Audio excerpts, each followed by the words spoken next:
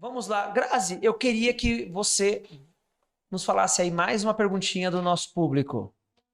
Mais uma pergunta, temos várias perguntas aqui. Uma delas foi da Ivone, e ela perguntou para o doutor juiz, na sua experiência como juiz, quais as principais causas para desestruturação da família? Olha, é uma pergunta que me permite falar de um assunto que é muito comum.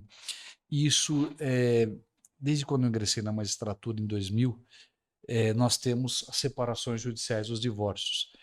E nós sempre, quando há um processo dessa natureza, um processo de família, o Código de Processo Civil e a própria Constituição fala que nós devemos buscar autocomposição, nós devemos buscar uma conciliação. Porque, veja, uma pessoa cumprir algo que ela acertou com a ex-mulher, com o ex-marido, é mais fácil do que cumprir uma imposição do juiz.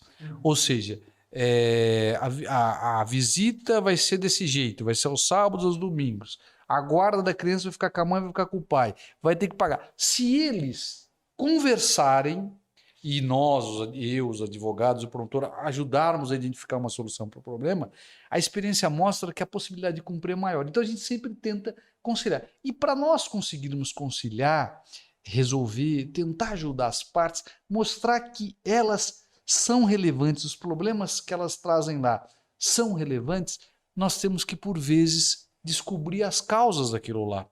Quantas vezes nós acabamos ajudando as pessoas, porque se nós não soubermos o que está... Evidente que a pessoa não é obrigada a falar, mas eu percebo assim que as pessoas, elas falam, porque às vezes elas estão clamando por uma ajuda. E nós podemos, de alguma maneira, ajudá-las com base na experiência nossa. E a senhora sabe que um drama muito comum, esse é um problema muito grande, por isso que eu falo novamente na bebida. A quantidade de famílias que são destruídas por conta da bebida é uma coisa assustadora. O relato que eu vou falar agora é um relato que eu vi mais centenas de vezes, talvez milhares. Justamente pela fortaleza da mulher, pela firmeza. A mulher, ela aguenta o marido que bebe exageradamente até os filhos completarem 18 anos, já terem um certo discernimento. Então, era muito comum nós vermos separações e divórcios de casamentos de 19, 20 anos. Que é justamente a idade que normalmente o filho completa. E aí a mulher... E o que aquela mulher falava? Doutor, eu aguentei pelos meus filhos, agora eu não aguento mais. E qual que é? A bebida. E a bebida, ele não começou a beber quando ele casou-se com ela, ele começou a beber lá atrás. E muitas pessoas têm a propensão a desenvolverem o vício. Sim. Eu tive um avô que era alcoólatra.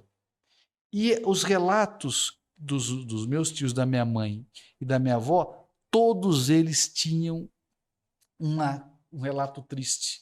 Todos eles tiveram algum sofrimento grande. Só que meu avô não era um drama que nós estamos enfrentando hoje, que é a violência doméstica. Antigamente não se falava, a mulher era agredida, mas não tinha essa consciência da violência doméstica. E graças a Deus nós temos hoje, temos uma lei, a Lei Maria da Penha, que é um instrumento jurídico extremamente eficiente e útil. Só que o meu avô, ele não era agressivo. O meu avô, ele não trazia esses grandes problemas, diferentemente de outros, que a mulher suporta, chega uma hora não aguenta mais. Então esse problema, a questão da bebida alcoólica, do exagero da bebida alcoólica, é uma coisa assim, é muito frequente, infelizmente. Por isso que a Bíblia fala, tudo bem isso, mas nem tudo me convém. Então, o que é demais vai causar algum dano, né? Algum problema. E outra coisa que nós temos que falar, que é uma outra coisa que a mulher acrescenta nesse relato, além dela falar, eu aguentei, uma outra coisa que é muito comum, que sempre, doutor, enquanto ele não bebe, ele é um ótimo marido. Enquanto ele não bebe, enquanto ele não está bêbado, ele é um ótimo marido. E eu fico penalizado com aquele homem ali também. Porque se a mulher diz isso, ele não é um homem, ele é um bom homem. Olha só. Só que um problema que tem que ser tratado, né, uma doença, uma dependência, e faz com que toda aquela família seja destruída. E outro drama que nós encontramos, e aí tanto bebida alcoólica como também as drogas, porque a bebida alcoólica é uma droga lícita para Sim, maiores, sim. mas a cocaína, a maconha são drogas ilícitas para maiores e para menores. Uhum. Nós estamos, é comum isso, a segunda e até a terceira geração de pessoas com problema de dependência. Sim. O pai, ele é alcoólatra, ele faz isso. O filho que convive nesse ambiente, depois ele passa a ser alcoólatra e começa a ter esses mesmos problemas da família dele. E aí nós vamos tendo isso. Drogas ilícitas também. Nós temos casos aqui em Serra Negra da terceira geração.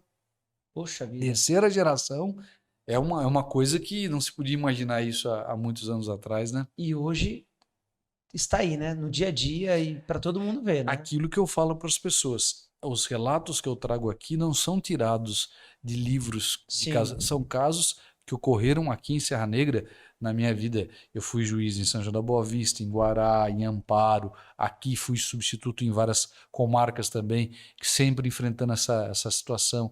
A violência doméstica é uma chaga. É uma chaga, né? É uma chaga porque essa questão, nós temos que agora, na sexta-feira ou quinta-feira, eu fui com a Ordem dos Advogados, com advogadas que formaram uma comissão muito interessante aqui em Serra Negra para divulgar essas informações para que as mulheres, para que as pessoas, para que as crianças possam buscar ajuda, ajuda técnica. E nós estivemos na escola Amélia Massaro, falando na Amélia Massaro sobre violência doméstica. Porque é um drama. Eu estive na escola Franca Frank há um tempo atrás falando, e lá a conversa era sobre drogas. No final, quando eu abri para a pergunta, porque a gente aprende com as crianças, com os adolescentes, a maior parte das perguntas eram de violência doméstica. Poxa vida. Porque eles estão testemunhando isso. E eles estão, às vezes, pedindo uma ajuda. Sabe assim, uma criança ela precisa de uma ajuda. E quando eu vou lá, quem sabe ele me ajuda. Olha só. É um drama, né?